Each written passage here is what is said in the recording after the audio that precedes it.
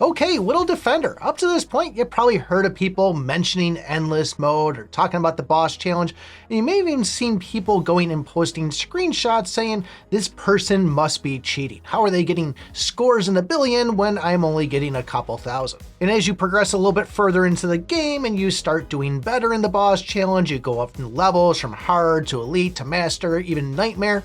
But once you reach the final stage of nightmare and beat that, now you're entering the endless stage. And where a majority of you are probably just going in with a certain elemental class, once you get around nightmare area, this is where you kind of start switching things up and building your team around a few couple of members. Now this boss will be completely the same. It will have a ton of HP on it. You can see here it's a 20-minute battle on this thing, and you pretty much time it out. At least by the time I'm done of hitting this 5,505,000,000, I only have a little bit of sliver out of that, say, 10 different health bars. So because we're not moving that bar that much, it makes it a little bit broken up in here that this vampire will never go and release the skill of having the bats out. And given that it is the vampire, I know that even though it's not a wind hero, I'm going to go in with the ice demon because it's going to go and track a bunch of those summons versus hitting my heroes. You also find that a lot of people on top of using the ice demon will use the blazing archer just to get those pyros out there,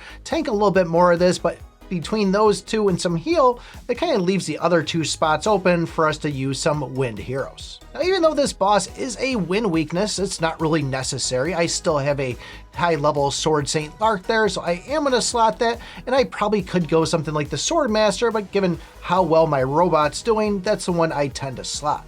And really, this is what the end game of the boss challenge looks like. You're pretty much just trying to go after some bragging rights there and maybe getting a couple extra War Soul crystals and even some gems, but this is it right here, and still, it actually is kind of fun. They've already made some tweaks already to it. It used to be a damage cap of 242 million, and then some people complain, they tweaked it again, but I think we're gonna be seeing more tweaks in this and the fact that people are just going nuts and crazy and racking up those billion numbers. Just like all the other ones, we do have chests on this one too, and the top one being 1 billion damage. So that's endless for you, nothing too crazy, just figure once you get to this point, you're gonna be setting your phone down, waiting 20 minutes, and then once you do that, you'll probably go in for your second turn to see if you can hit it better. But if you're starting to collect those treasures and you think you might be able to upgrade them a couple of plus levels, want to know which way you should be going, take a look at this video right here. Thanks for watching, and remember, I pick my butt.